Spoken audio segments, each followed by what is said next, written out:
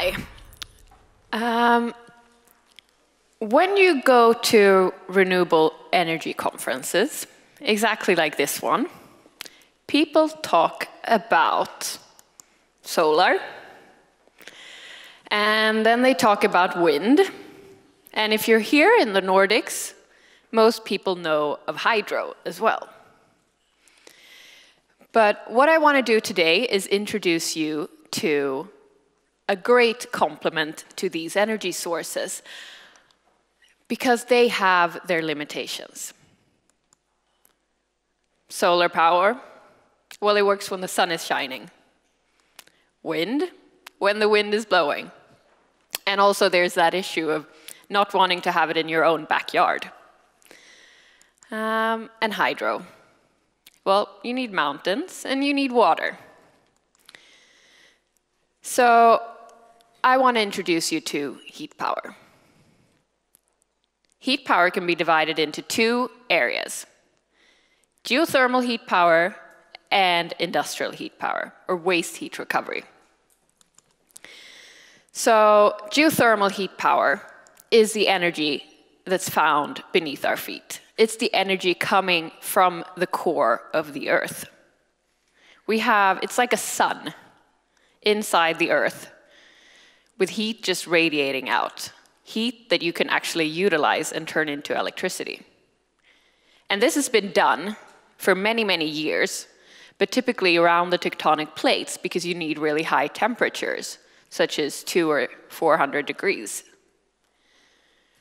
But if you could use, say, 100 degrees, then you could do this in much larger parts of the world.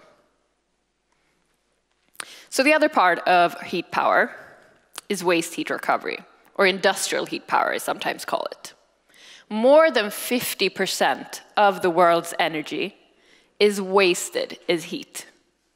Heat that's just dumped out into the atmosphere. Heat that you can actually use and turn into electricity. This is ship engines, manufacturing processes. So what if you could turn all of this heat, the geothermal heat, the waste heat, into electricity? Well, that's the reality of Climeon's heat power unit. So Climeon is a product company. We produce this 2 by 2 by 2 meter machine that turns hot water into electricity. You plug in hot water and cold water in the back, and out comes enough electricity to power 250 Swedish homes. So that's a lot of power in a quite small machine. One of these boxes costs about 350,000 euros, and it can save up to 900 tons of CO2 each year. We have gone with a modular and standardized approach. And why is that good? Well, the obvious one is economies of scale. The more we produce, the cheaper it gets. But it also shortens the time from investment to cash flow. Because typically on the power side, when you're building a power plant, you look at the heat source, and then you go back to the drawing board, and your R&D team develops a power plant tailored for this heat source. But with our modules, we can look at the heat source and easily, through an Excel sheet, calculate exactly how many modules we'll need. So we basically need no R&D for each new site. The other good part about this, in terms of financing, is that if anything changes, if you have more hot water, then you can just add more modules.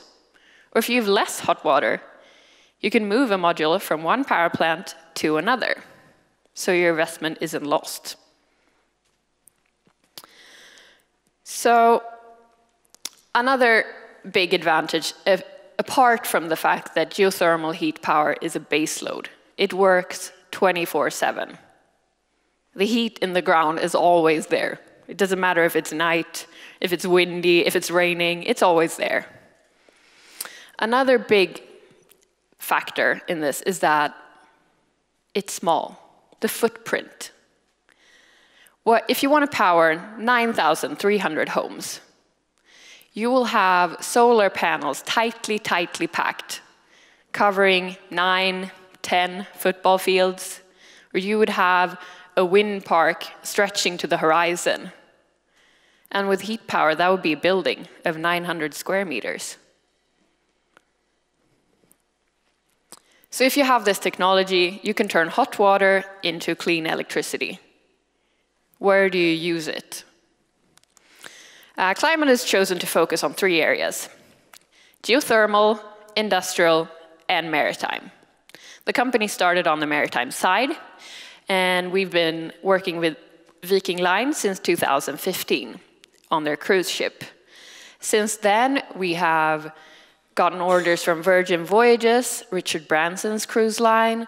We're installing a module on board Maersk on their cargo ship. And actually last week we got an order from Havila Voyages for cruise ships that will be cruising along the Norwegian coast. The other area where we've been since 2015 is the industrial side. And we've been working with SSAB since 2015 on their steel plant.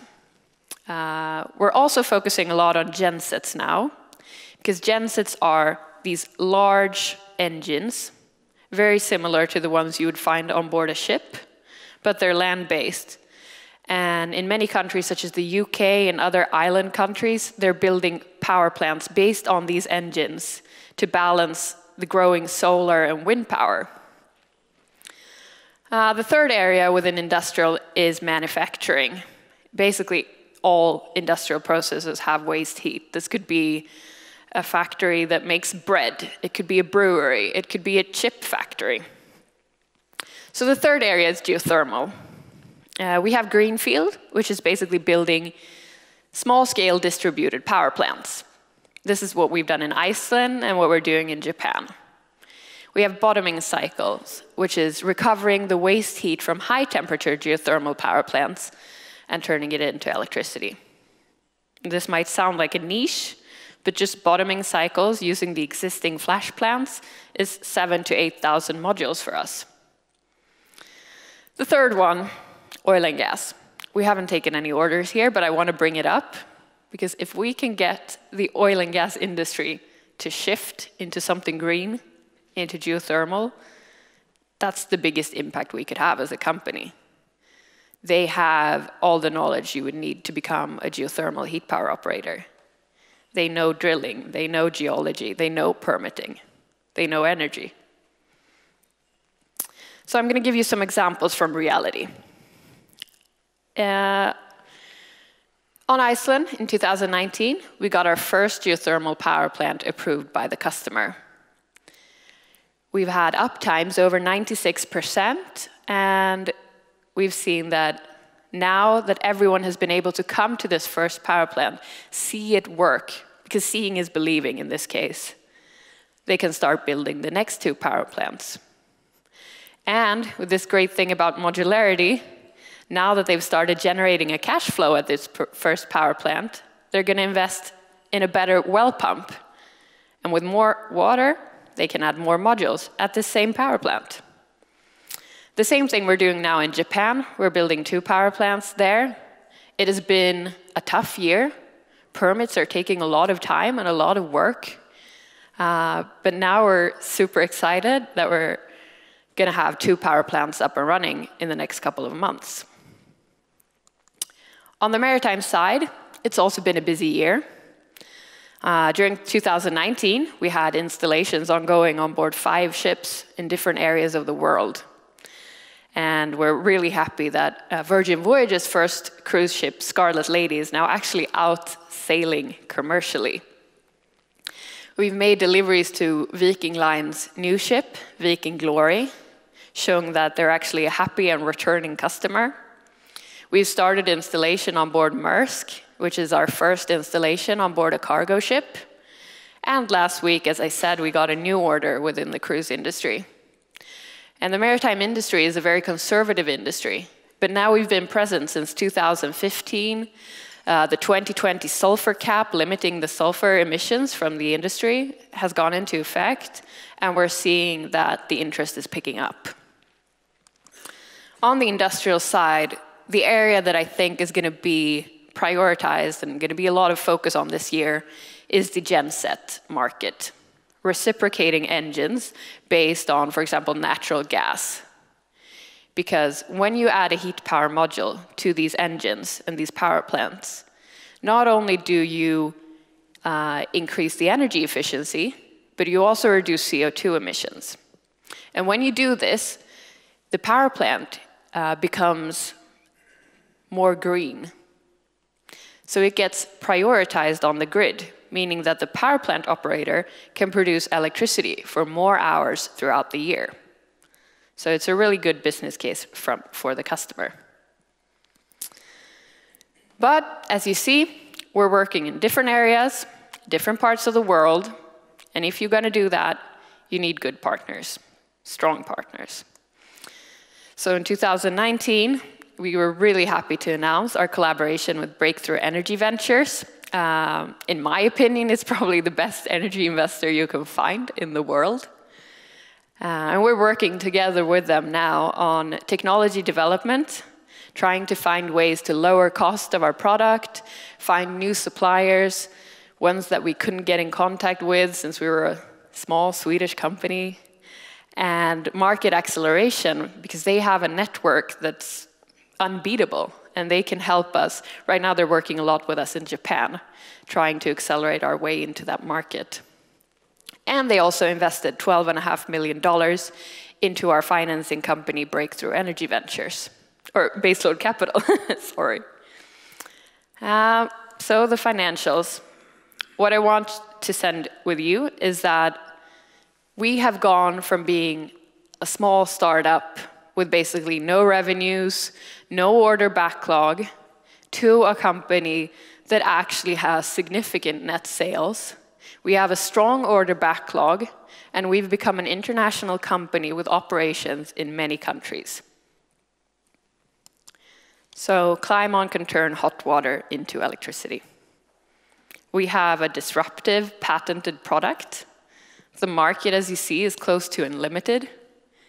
And we have the potential of having a global impact. Thank you.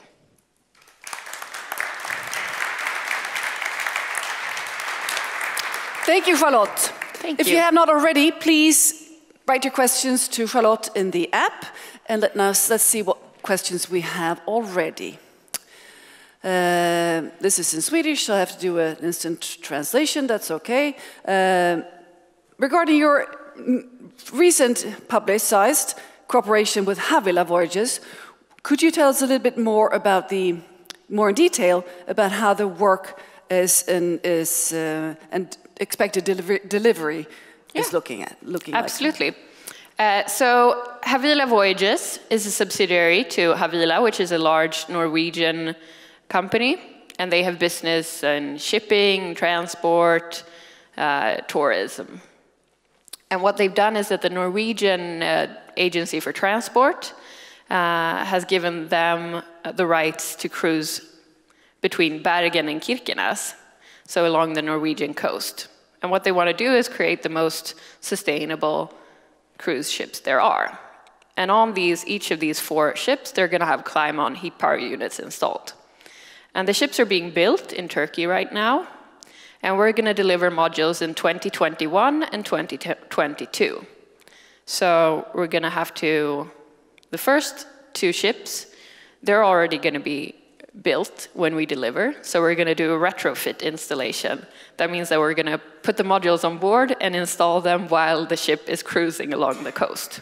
And the other 2, they're going to have the heat power modules installed when they go out from the shipyard. So if you want to be on one of those cruise boats, when will be the first journey? 2021. 2021. Well, that's fairly soon. We have another question. How do you look at this competition situation within heat systems and the development forward? Well, I mean, as I said, heat power, especially geothermal heat power, is a huge market. So on that side, we appreciate competition because that will make us better, and there's plenty of room for it.